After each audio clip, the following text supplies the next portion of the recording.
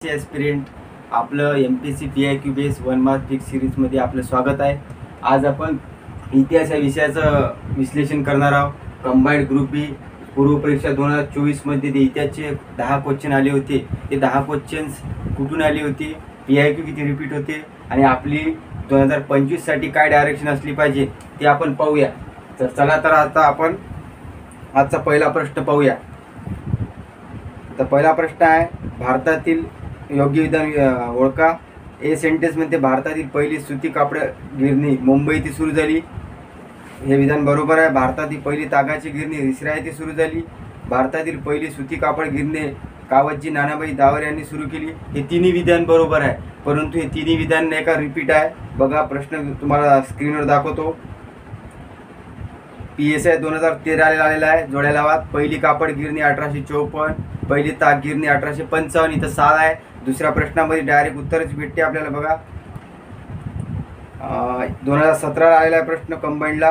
पहिल्या आधुनिक सूतगिरणीची स्थापना मुंबई येथे 1854 मध्ये कोणी केली, तर कावतजी नानाबाई दावर, त्यामुळे हा प्रश्न रिपीट आहे। तसेच 2016 मध्ये PSI 2016 ला सुद्धा हा प्रश्न आलेला आहे, तुम्ही स्क्रीनवर पाहू शकता। त्यामुळे हा क्वेश्चन पहिला क्वेश्चन रिपीट झालेला आहे। त्याच्यानंतर दुसरा बघा, कोल्हापूर येथे 27व्या फलटणतील हिंदी शिपायांनी खालीलपैकी कोणत्या नेतृत्वाखाली 31 जुलै 1857 चे बंड केले। तर आपल्याला माहित आहे की बा कोल्हापूर विचारलं तर उत्तर एक असं आलं पाहिजे। आता ते जरी आपल्याला माहीत नसलं तर आपल्याला पर्याय कट करता येतात। नानासाहेब पेशवे जे कानपूरचे आहे नेतृत्व, रंगोजी बापूजी गुप्ते सातारा, भीमा नाईक खानदेश। आता यांचा सोर्स काय, PIQ बघा। राज्यसेवा पूर्व परीक्षा 2024 मध्ये आलेला आहे। कानपूरचे नेतृत्व कोणी केले, नानासाहेब। त्याच्यानंतर ASO पूर्व परीक्षा 2013 ला बघा, खानदेशातील भिल्लाचे नेते कोण, भीमा नाईक आहे ऑप्शन मध्ये। त्याच्यानंतर बघा, साताराचे राजे प्रतापसिंग वकील या नात्याने रंगोजी बापूजी गुप्ते इंग्लंडला गेले होते, हे सुद्धा साताराचे होते। म्हणून आपल्याला पर्याय लिमिट करून आपल्याला रामजी शिरसाट हे उत्तर आरामशी भेटत होतं। PIQ आहे 2014 चा हा। तर यानंतरचा क्वेश्चन पहा।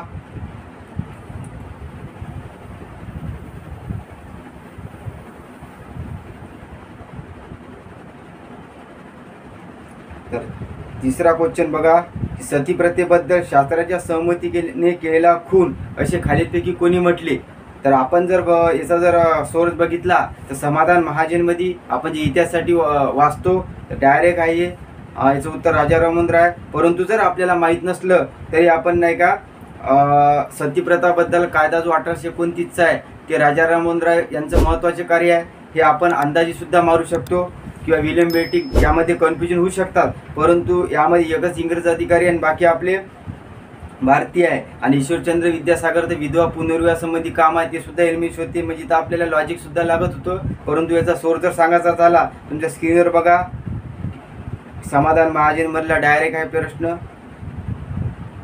त्यानंतरचा बघा चौथा प्रश्न, प्रार्थना समाजाची स्थापना, सत्यशोधक समाज, सार्वजनिक सभा, आर्य समाज, हे बऱ्याचदा रिपीट आहे पण याचा सुद्धा तुम्हाला सोर्स सांगतो।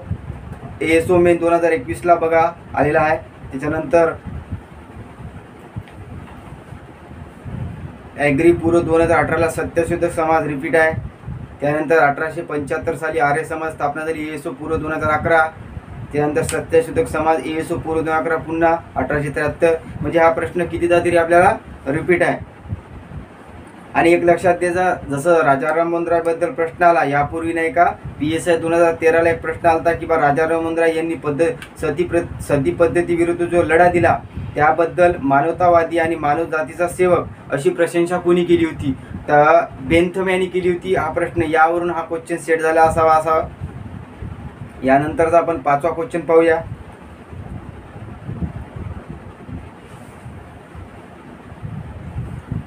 पाचवा क्वेश्चन होता का 1909 मध्ये कामगार हितवर्धक सभा या संघटनेची स्थापना करून कामगारांना शिक्षण, कायदेशीर सल्ला देण्याचे काम कोणत्या व्यक्तीने केले, तर भिवाजी नगरीने स्थापना केली होती। दोघा जणांचे सहाय्य होते, सीताराम भोले आणि हरिश्चंद्र तालचेरकर।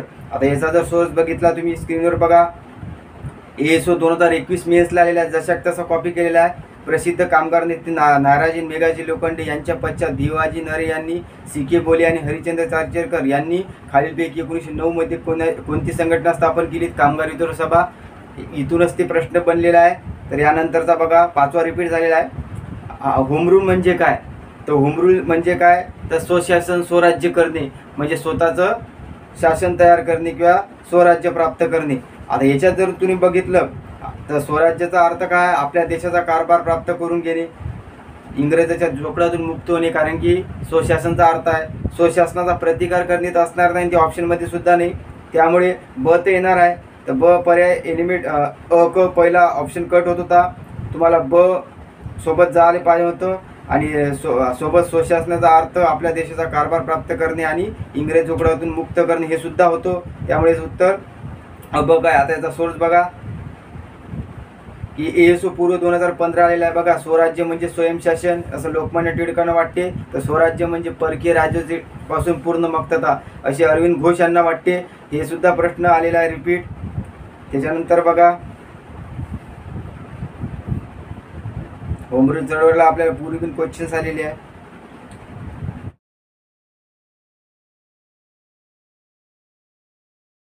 बघा प्रश्न 7वा.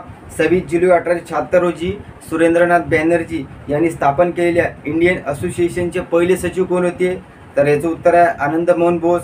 प्रश्नात मध्ये लक्षात ठेवा इंडियन असोसिएशनची स्थापना दिलेली आहे 26 जुलै 1876. स्थापनेकर्ते सुरेंद्रनाथ बॅनर्जी हे पहिले अध्यक्ष होते. पहिले सचिव आनंद मोहन बोस हे सुद्धा लक्षात ठेवा. इंडियन लीगवर खूप क्वेश्चन रिपीट आहे. आता बघा हाच प्रश्न राज्यसेवा मेन्सला रिपीट झाला.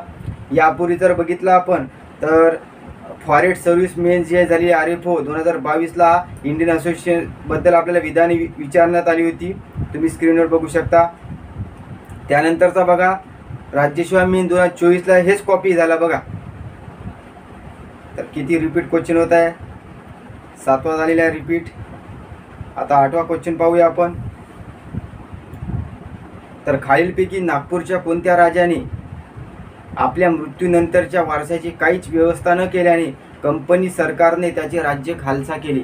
आता याचं उत्तर नाही का आपल्याला यायलाच नाही पाहिजे नव्हतं, कारण की पर्याय बी एलिमिनेशन होत नव्हता आणि आपण नाही का याचा अभ्यास करत नसतो. आणि या प्रश्नाचा सोर्ससुद्धा वाढू नका अभ्यासासाठी. परंतु लॉजिक काय मारत होते माहीत आहे का तुम्ही? तर तुम्ही 3-4 पैकी मारायला पाहता आणि 4थाच पर्याय मारायला पाहता, कारण की श्रीमंत आप्पासाहेब राजे भोसले. कारण की याचा सोर्स पहा PIQ आहे कंबाईंड मेन 2024ला आलेला आहे बघा. सन 1817 मध्ये नागपूरच्या कोणत्या राज्य साहेबांनी गोंड व आदिवासी जमासाठी प्रमुखाच्या इंग्रजाविरुद्ध लढा दिला? तर आप्पासाहेब भोसले. आता नागपूरचा उल्लेख आहे म्हणून आपण तेच मारायला पाहिजे नव्हतं. हाच क्वेश्चन बघा आणखी रिपीट झालेला आहे. PSI मेन 2022चा प्रश्न आहे. 1817 मध्ये खालीलपैकी कोण गोंड आणि इतर आदिवासी जमातींना एकत्र करून इंग्रज लढा दिला? याचं उत्तर राजे आप्पासाहेब भोसले आहे. म्हणजे आपण इथं चुकणंच अपेक्षित होतं. त्याच्यानंतरचा 9वा क्वेश्चन बघा. झाशीची राणी म्हणजे सर्व बंडखोरामधील एकमेव पुरुष होती हे विधान कोणी केले आहे? तर आपल्याला माहित आहे झाशीचं नेतृत्व जे इंग्रजात नेतृत्व केलं तर सर ह्यू रोज यांनी केलं. याचा सोर्स बघा. आणि आपल्याला सर ह्यू रोजच मारायचं होतं. याशिवाय जर दुसरं आन्सर असतं तर ते चुकणं अपेक्षित होतं, परंतु आपल्या अभ्यासाचा भाग आहे फक्त सर ह्यू रोज. तर बघा ASO 2013 आलेला आहे झाशीचं नेतृत्व सर ह्यू रोज. त्यामुळे आपण हे प्रश्नसुद्धा लॉजिक मारू शकत होतो. त्याच्यानंतरचा बघा 27 जुलै 1891 रोजी लंडन येथे राष्ट्रीय काँग्रेसच्या ब्रिटिश इंडिया कमिटीमध्ये स्थापनेमध्ये खालीलपैकी कोणत्या व्यक्ती संबंधित होत्या असा प्रश्न आलेला आहे. तर बघा याचा सोर्स 2024ला PSI मध्ये बघा ह्यूल ॲडम नॉर्टन हावर्ड हे सदस्य होते. ब्रिटिश इंडिया कमिटी स्थापन झाली लंडन येथे. याचा अध्यक्ष विलियम डिब्गी होता. पहिला सचिव जो होता तो विलियम वेडरमन पहिला अध्यक्ष होता आणि सचिव विलियम डिब्गी होता. तर याचा हे प्रश्न इथून आपल्याला याची म्हणजे माहिती करायची होती आपली ॲनालिसिस करून. आणि एक प्रश्न कसा आहे माहिती आहे का? हाच क्वेश्चन्स नाही काय एक 2011ला रिपीट झाला होता, परंतु तिथे विचारलं होतं की विलियम वेडरमनचा संबंध ब्रिटिश इंडिया कमिटी. म्हणजे आपल्याला इथं काय कळत होतं की विलियम वेडरमन आहे बा याच्यात. त्यामुळे आपण पर्याय एलिमिनेशन जात होतो. वेडरमन किती नंबरमध्ये आहे?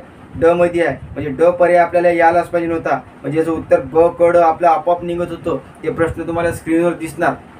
तर अशा प्रकारे आपण नाही का 10 प्रश्न बघितले आहे.